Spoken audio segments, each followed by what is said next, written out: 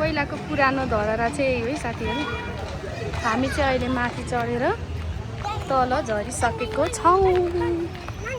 9 तला धरहरा माथिबाट चढेर झर्ने क्रममा पुरानो 72 सालमा भत्केको धरहरा। हाम्रो यहाँ टिकटक स्टार मार्कस हेलो साथीहरू। 9 तले धरहराको सिन